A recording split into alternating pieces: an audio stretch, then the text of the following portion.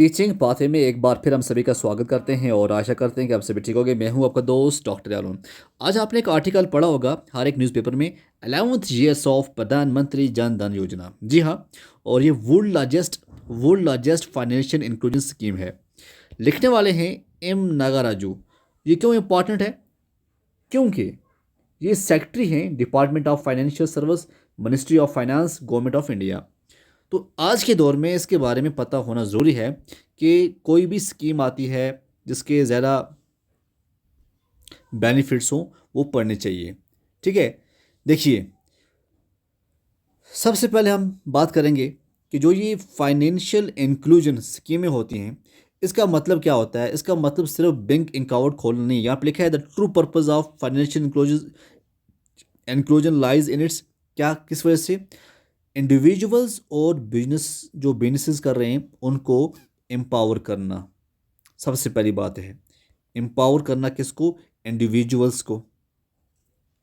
गरीबी कम करना और इकोनॉमिक ग्रोथ बढ़ाना और सोशल इक्वलिटी को प्रमोट करना। और ये जो हैं ये SDGs के 17 गोल्स में से हैं। सस्टेनेबल डेवलपमेंट जो गोल्स हैं, 17 गोल में से कम 7 गोल्स को डायरेक्ट सपोर्ट करता है। याद रखना, जो SDG के 17 गोल्स हैं उन गोल में से 7 गोल को डायरेक्टली सपोर्ट करता है। अब समझते हैं, देखिएगा, कोशिश करूंगा मैं आपको कि जितना अच्छा हो सके मैं कोशिश करूं कि आपको डीपली समझाने की। ठीक है, देखिए, सबसे पहले हम देखते हैं कि 2014 में जब PM नरेंद्र मोदी ने अपने पहला एड्रेस दिया, उन्होंने एक बोल्ड कदम उठाया। प्रधानमंत्री जन धन योजना लॉन्च हुआ था 28 अगस्त 2014 को। इतना पता आपको? इसका मतलब क्या था कि हर घर, खासकर जो मार्जिनलाइज्ड और गरीब फैमिलीज़ हैं, उनको फॉर्मल बैंकिंग सिस्टम से जोड़ना, ये इनका मेन था। यहाँ पे लिखा है the scheme aim to provide universal access to banking service ensuring that every household, particularly क्या लिखा है, जो मार्जिनलाइज्ड हैं या इकोनॉमिकली डिसएडवांटेज हैं उन तक उनको बैंकिंग सिस्टम से जोड़ना, ये इनका मेन था मकसद।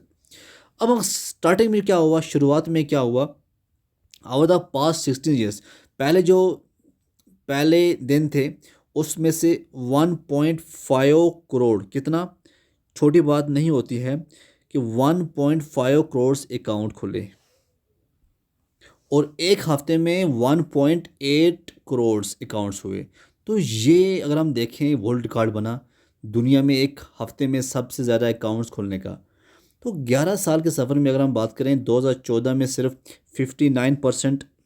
59% जो थे हाउस होल्ड और 35% अडल्ट के पास जो बैंक अकाउंट था। आज अगर हम बात करें, आज लगभग 100% हाउस होल्ड और 90% एडल्ट के पास खाता है। कितना? 100%। आज आप देखोगे ये हाउस होल्ड और 90% जो एडल्ट्स हैं उनके पास क्या है, खाता है। तो अब तक 56 करोड़ से ज़्यादा अकाउंट्स खोले हैं। कितने? कोई पूछ लेगा, आप कह सकते हैं 56 करोड़ से भी ज़्यादा। इसमें अगर हम बात करें, जो 37.5 करोड़ हैं, 37 करोड़ जो हैं रूरल सेमी अर्बन और 18 करोड़ जो हैं वो अर्बन। ठीक है, यहाँ लिखा है सेमी अर्बन, और यहाँ पे अप्रॉक्सीमेटली 31.3 करोड़ यहाँ पे लिखा है। तो इसमें क्या है, आपने क्या समझा कि अब तक 56 करोड़ से ज़्यादा अकाउंट खुले हैं। इसमें 37 करोड़ रूरल सेमी अर्बन और 18 करोड़ जो हैं वो अर्बन। ठीक है ना? उसके बाद, और सबसे खुशी की बात यह है, 56% अकाउंट्स वुमेन के नाम। कितने परसेंट? 56% जो अकाउंट हैं वो किसके नाम हैं? वो वीमेंस के नाम है, 56%। तो मतलब महिलाओं की जो है, जो महिलाएं हैं, महिलाओं की बड़ी जो है एम्पावरमेंट मिली है। तो खाते में जो बचत और जो विश्वास है, PMGDY अकाउंट्स में टोटल बैलेंस कितना?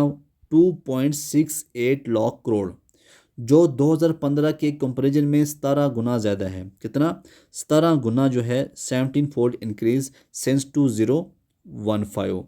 तो ये दिखाता है कि गरीब लोग भी बैंकिंग सिस्टम पर भरोसा कर रहे हैं और पैसे जो हैं बैंक में बचा रहे हैं। और हम बैंक मित्रा की बात करें यार, हम दूर गांव तक की सेवा की बात करें, और 16.2 लाख से ज़्यादा बैंक मित्राज हैं, यानी बिजनेस कॉरस्पॉन्डेंट रोज़ दूर दराज गांव तक बैंकिंग ले जा रहे हैं। आज 99.9% गांव में 5 किलोमीटर के अंदर एक बैंकिंग आउटलेट है, चाहे ब्रांच हो, बीसी हो या आईपीपीबी हो। तो ये आप समझ सकते हैं कि आजकल खासकर हमारा जो हिंदुस्तान है वो कहाँ पहुँच गया है। तो अब अगर हम बात करें सब्सिडी या रिलीफ अमाउंट सीधा खाते में आता है, बीच का जो आदमी है वो ख़त्म है। डिमोनेटाइजेशन और कोविड-19 में जो क्राइसिस हुए थे, तो उसके बाद जो है अब सब कुछ ठीक चल रहा है। तो उसके बाद अगर हम बात करें डिजिटल भारत की बात करें या रुपए और यूपीआई कार्ड की बात करें, 38 38 करोड़ से ज़्यादा रुपए कार्ड जो हैं वो इशू हुए हैं। कितने? 38 करोड़। ये कोई छोटी बात नहीं है। 38 करोड़ जो हैं रुपए कार्ड जो हैं वो आपको, और यूपीआई और डिजिटल पेमेंट के जो है वो भी इस वजह से पॉसिबल हुआ है, क्योंकि जन धन खाते बस जो हैं वो बेस बन गए हैं। आज छोटे गांव में भी डिजिटल लेना देना हो रहा है। तो जन सुरक्षा स्कीम्स गरीबों के लिए जो है सुरक्षा कवच वो भी हो रहा है। तो पीएमजीडीवाई ने सिर्फ खाते नहीं दिए हैं बल्कि सुरक्षा भी दी है। और पीएमजेजेबीवाई 2 लाख जो है लाइफ इंश्योरेंस बताया गया है। पीएमएसबीवाई 2 लाख एक्सीडेंट इंश्योरेंस है। एपीवाई जो है pension scheme for old age, security locks of people जो हैं उन्होंने इनरोल किया है, फाइनेंशियल सिक्योरिटी जो है वो पाई हुई है। तो इससे बहुत कुछ चेंजिंग जो है वो देखने को मिली है। अब पीएमजीडीवाई जो है अपने 12th ईयर में है। किस में है? अब 12th ईयर में है। तो गवर्नमेंट ने फाइनेंशियल इंक्लूजन सैचुरेशन ड्राइव शुरू किया है। 1 जुलाई से 30 सितंबर 2025 तक क्या करना होगा? केवाईसी अपडेट करना। तो अपडेट करना है केवाईसी डिटेल, नए अकाउंट खुलेंगे, micro insurance and pension schemes promote होंगी, डोरमेंट अकाउंट्स जो हैं वो एक्टिवेट कराए जाएंगे। गोल है कि एक भी गरीब बिना बैंकिंग सेवा के नहीं रहे। तो इन फ्यूचर की अगर हम बात करें, आने वाले समय में फोकस होगा एफोर्डेबल लेंडिंग हो, pension and insurance coverage for all, digital literacy in rural areas, और एआई बेस्ड ट्रांजेक्शन सिस्टम जहां स्मार्टफोन या इंटरनेट की भी ज़रूरत नहीं होगी। तो गोल है विकसित भारत 2047। ओके। तो दोस्तों सोचिए, प्रधानमंत्री जन धन योजना जो है 11 साल में जो बदलाव लाई है वो एक साइलेंट रिवोल्यूशन है। इसने गरीबी तोड़ने, डिजिटल इंडिया बनाने और भारत के हर नागरिक को एम्पावर जो है करने में अपना योगदान दिया है।